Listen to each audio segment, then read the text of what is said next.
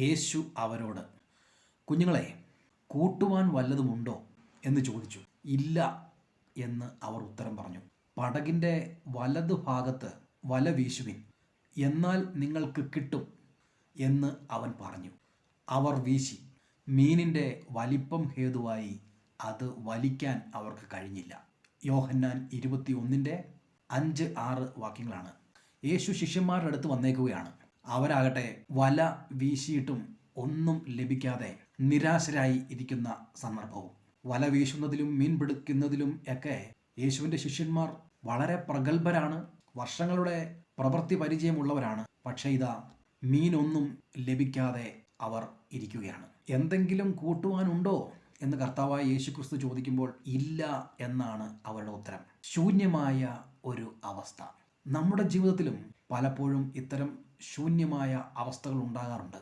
എന്തൊക്കെ പ്രവർത്തിച്ചിട്ടും എന്തൊക്കെ പ്ലാൻ ചെയ്തിട്ടും ഒന്നും ശരിയാകാതെ ശൂന്യമായിരിക്കുന്ന ഒരവസ്ഥ.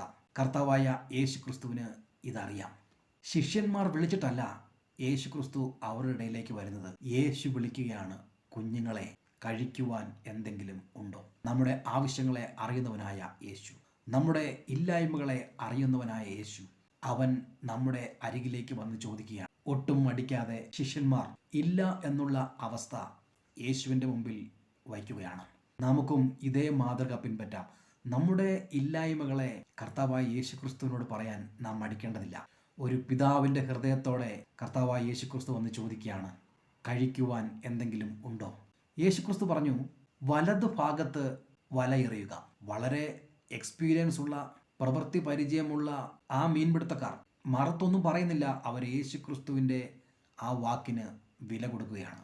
നമുക്കും കർത്താവായ യേശുക്രിസ്തു നമ്മോട് എന്തെങ്കിലും പറഞ്ഞാൽ അത് കൃത്യമായി നമുക്കും അനുസരിക്കാം. ശിഷ്യന്മാർ വല വീശി. മീനിൻ്റെ വലിപ്പം ഹേതുവായി അവർക്ക് ആ വല വലിക്കുവാൻ കഴിഞ്ഞില്ല എന്നാണ് രേഖപ്പെടുത്തിയിരിക്കുന്നത്. അത്ര അധികം സമൃദ്ധി ധാരാളമായി അവർക്ക് ലഭിക്കുകയാണ്. ഒരു വശത്ത് ഒന്നും ഇല്ല എന്നുള്ള അവസ്ഥയായിരുന്നെങ്കിൽ കർത്താവായ യേശുക്രിസ്തു വന്നു കഴിഞ്ഞപ്പോൾ, അവൻ്റെ വചനം ലഭിച്ചതിന് ശേഷം അതനുസരിക്കുമ്പോൾ ഇതാ മറുവശത്ത് സമൃദ്ധി ഉണ്ടാവുകയാണ്. പ്രിയരെ, നമ്മുടെ ജീവിതത്തിലും കർത്താവായ യേശുക്രിസ്തു എപ്പോഴും ആഗ്രഹിക്കുകയാണ് ഈ ഒരു സമൃദ്ധി, ഈ ഒരു നിറവ്, ഈ ഒരു സന്തോഷം നമ്മുടെ ജീവിതത്തിലും ഉണ്ടാകണമെന്ന്. നാം അത് തേടിപ്പോയിട്ടല്ല, കർത്താവിൻ്റെ ഹിതം തന്നെ നമ്മുടെ നിറവാണ്. അവൻ പറയുന്ന വാക്കനുസരിക്കാം, അവനിൽ ശ്രദ്ധ കേന്ദ്രീകരിക്കാം. തീർച്ചയായും നമ്മുടെ നാളുകൾ അനുഗ്രഹിക്കപ്പെടും.